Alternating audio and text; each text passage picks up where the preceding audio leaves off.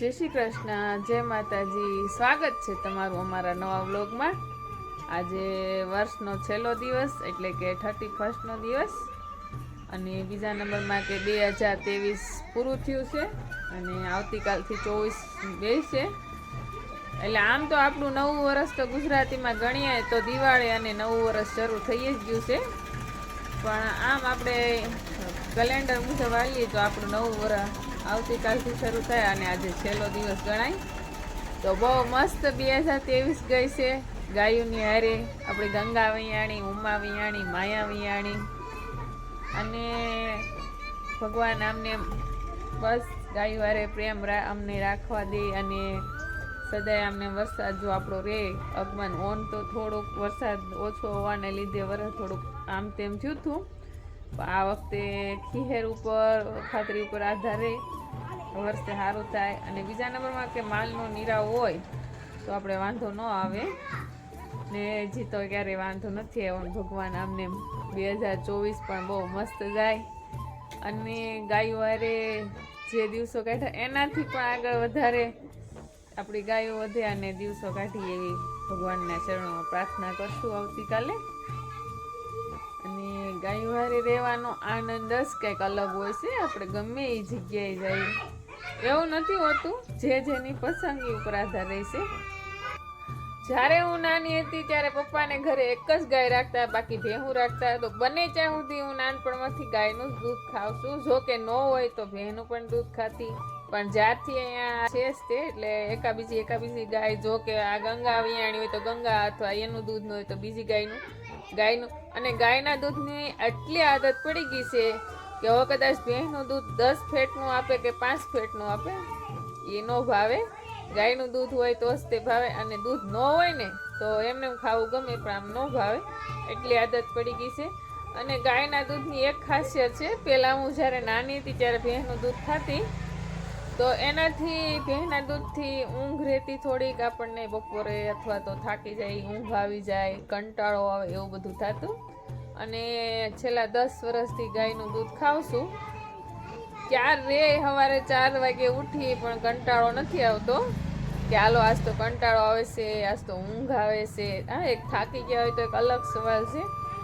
તો ક્યારે આપણને અરુચિ શરીરમાં કે કંટાળો નથી આવતો અને એક અલગ જ મનોબળ શક્તિ રહે કે આમ મન બેચેન ન રહે.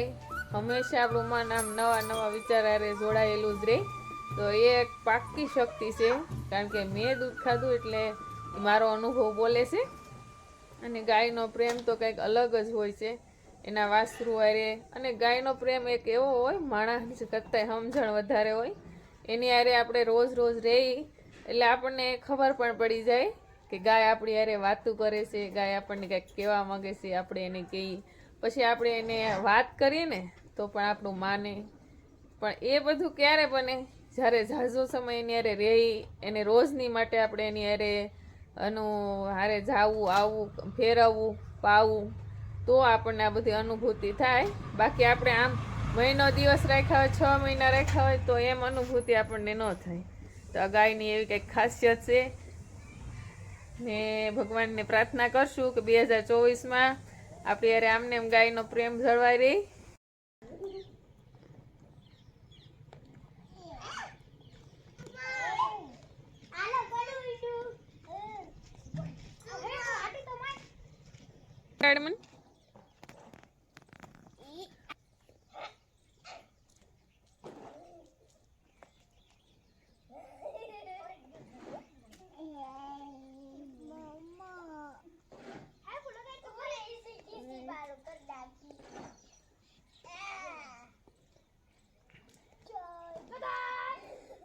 હાલો, જેની ને એશ્વિન પોષી પૂનમના સાણા થાપવાની તૈયારી કરવા મળ્યું છે. આજ રવિવાર છે એટલે શરૂઆત કરી દઈ છે. કાં જેની?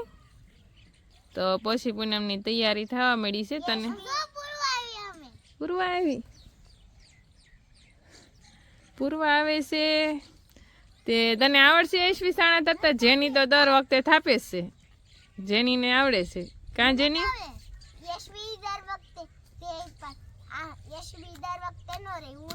હા, ચાલો જો પૂર્વાય તે સાણા થાપા આવી ગઈ છે. બોલો પૂર્વા, જે કામ પૂરવા કરે ને જેની એસી કરે ને પૂરવાન કરવું જ પડે. એ તમારું પાણી ગયું. હા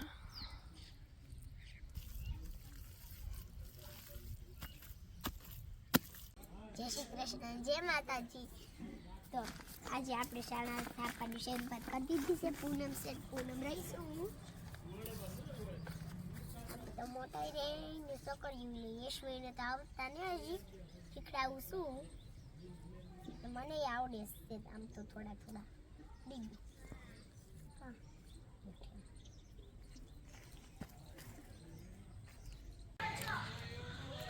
આ વિલુપ્ત થતી જાતી છે આ સૈકલા બધા બહુ ભાગે જોવા મળે એટલા બધા સૈકલા એ કરે તો પણ આપણે આજે ઓર્ગેનિક ખેતી કરીએ ને એના કારણે એટલા બધા સૈકલા અહીંયા આપણને જોવા મળે છે નકર ન મળે કેટલી માત્રામાં સંખ્યામાં સૈકલા છે બધા આજે ઓર્ગેનિક ખેતી થતી હોય ને ત્યાં જ હોય કારણ કે ત્યાં બધું એને ખોરાક એને જીવિત રાખવા માટે જે કાંઈ પ્રકારનો ખોરાક જોતો હોય ને બધો ખોરાક એમાં મળી રહે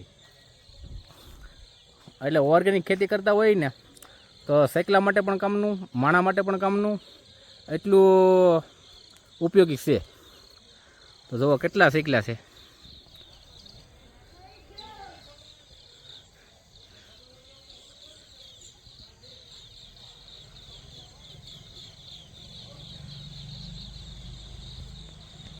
હાલો જો આપણે ઘરની રીંગણાનો ઓળો બનાવવાનો છે યાર તો લઈ લઈએ આપણે રીંગણા તોડી લઈએ આપણી ઘરની જ રીંગણી છે એમાં રીંગણા છે ઘણા બધા તોડીને પછી એનો બનાવી ઘરે ને ઘરે ઓળો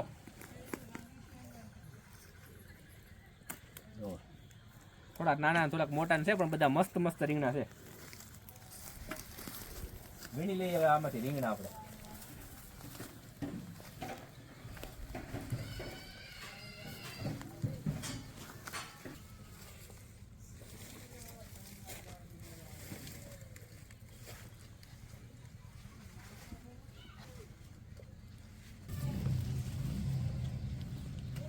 ઘરના ધાણા તોડી લઈએ ઘરના ધાણાની ભાજીમાં આપણે શું છે ધાણા નાખવા થાય અને આ દેશી ધાણા છે દેશી ધાણા એકદમ મસ્ત સ્વાદમાં હોય તો થોડા આપણે તોડી લઈએ પછી પાછા બધા કોળી દે આપણે તો ખાલી સ્વાદ પ્રમાણે નાખવાના હોય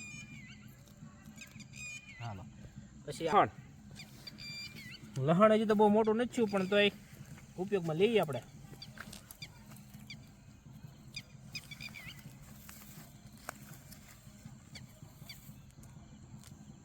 ઘરનું લહણ ઘરના રીંગણા ધાણા ઘરના અને એનું બનાવશું આપણે ઓળો અહીંયા આપણે મેથી સોંપી છે બધી વાવી છે પણ હજી ઉગતી આવે છે હજી નાની નાની છે પણ જ્યારે મોટી થાય ને ત્યારે આપણે આને ભજીયા બનાવશું મેથીની ભાજી બનાવશું જોત પ્રગટાવી છે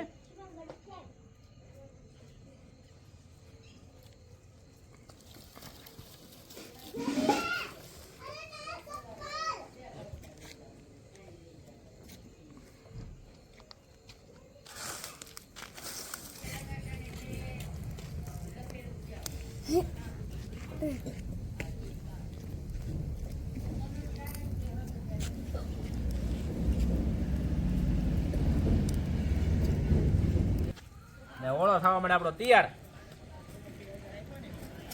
ના કેમ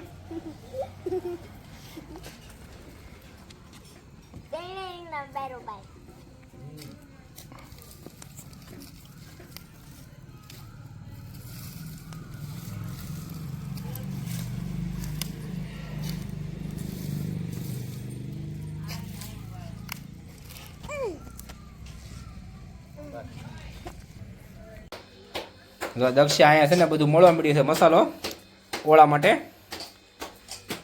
આ મરચી છે લાલ પછી હળદર લહણ નવા ડુંગળી વર્ષનો છેલ્લો દિવસ છે ને તો યાદ રહેવું જોઈએ ને હા 2023 ને બાય બાય ને 2024 વેલકમ વાહ તો બા બનાવવા મળ્યા છે રોટલા ઓળોના રોટલા ખાવાના છે કેમ બા બાના હાથના રોટલા હા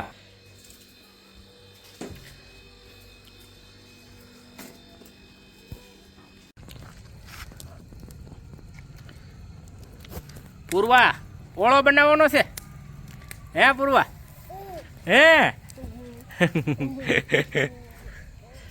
પૂર્વા જાતો પાસે નહીં જાય હો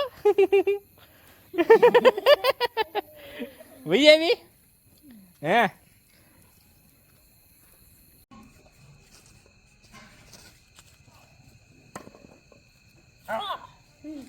બહુ ગરમ છે હો પણ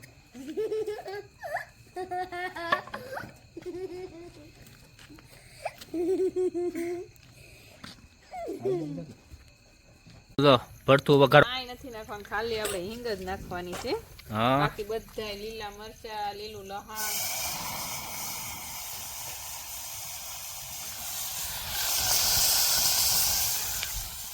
લીલી ડુંગળી, લીલી હળદર, વાહ લીલો